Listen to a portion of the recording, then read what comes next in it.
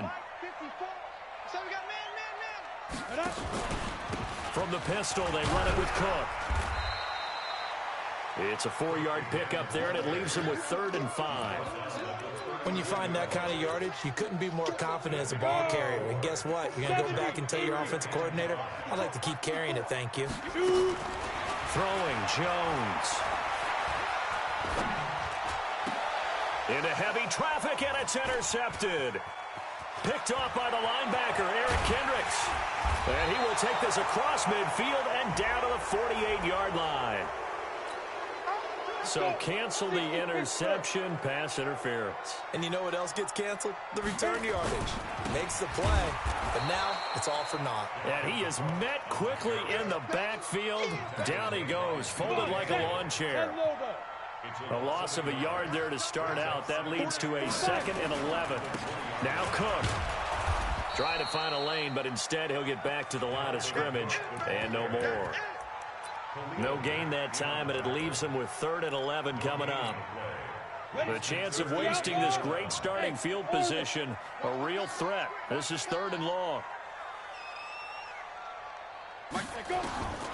From the gun, Jones. To the goal line, but it's incomplete.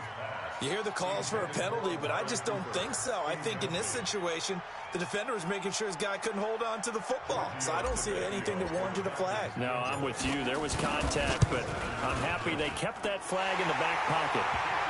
The bottom line, tremendous starting field position, really squandered there as they wind up going backwards and then come up with just 3. Well, getting the 3 turned out to be important. I can imagine the head coach when he ordered the field goal. Please salvage something out of this drive. That was not fun to watch. This is fielded a couple yards deep. And he'll probably wish he'd reconsidered here. It will cost him 10 yards as he's down at the 15. Well, conventional football 101, tells us if you don't get it back to the 20-yard line on a kickoff return, that's a disappointment. But some of these teams, special teams coaches, with approval by the head coach, they give them full authority to go ahead and bring it out and try to be aggressive. Almost what we call the green light, red light theory. Green light means go, red light means stop. Looks like he had green on that play. The offense back out there at the line, ready for their next drive. Last time they were out here, they had the benefit of good field position, led to a touchdown. This time, they're going to have to work for it. They are, but with that last drive that culminated in a touchdown, I think they carry that confidence into this one. Doesn't matter where you start with the football now, they have to feel great about their opportunity. And he comes back with one complete. A big gain there after going back. Things to watch for when you play defense and reading your keys. You always hear about that, and having your eyes in the right place. Sometimes your eyes can fool you. How about that play action there? It sprang the big guy, didn't it? Able to dump it over the top to him. And they work this well upfield across the 45. Well, forget the run on 3rd and 1. They shock the D and rip off a pretty big play. Well, they don't need to run another play here before the 2-minute warning. Let's see if they do it anyway. Throwing on 1st down, but this one winds up to be incomplete. So he can't hang on, and as I watch that unfold, I remembered an expression that I've heard, maybe from you, I don't know, but you're going to get hit anyways, might as well hold on to the ball. Well, you know a coach said that, right? Yeah. Not an actual player. No chance at all. Way easier said than done. To throw once more on 2nd and 10. Cousins. This is caught. Touchdown, Vikings.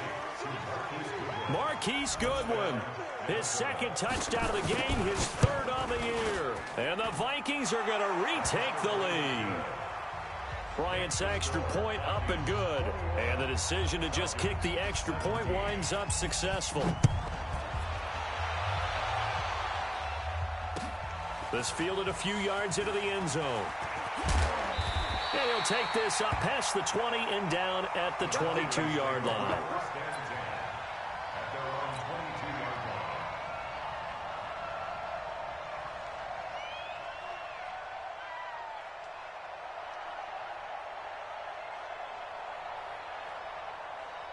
About set to begin their next drive, the Falcons offense at the line. And the points, they have come fast and furious in this quarter.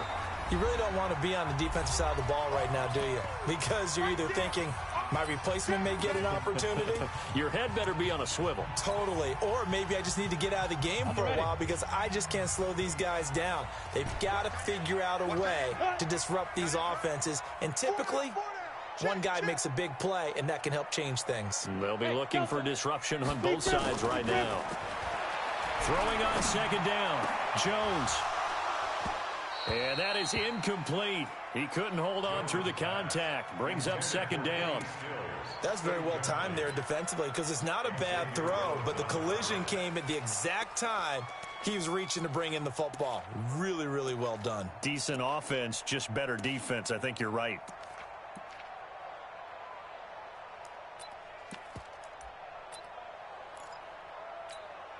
Got it. They come up to the line now facing a 3rd and 10 after the incompletion. Now the Falcons going to use one of their timeouts.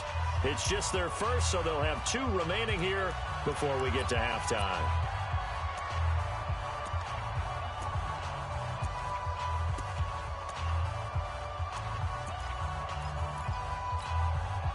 An incomplete pass on that last play, and that means they'll need to come up with something here on 3rd down. Ready. Now Jones.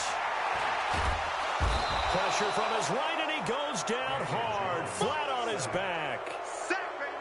The sack there by Trent Murphy. 2 sacks last week, another one right here.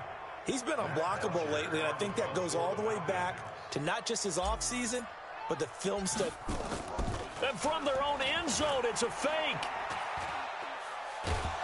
And this turns into disaster. He's not going to get forward progress. That'll be a safety. And here's where I'm perfectly happy to defer to my analyst and let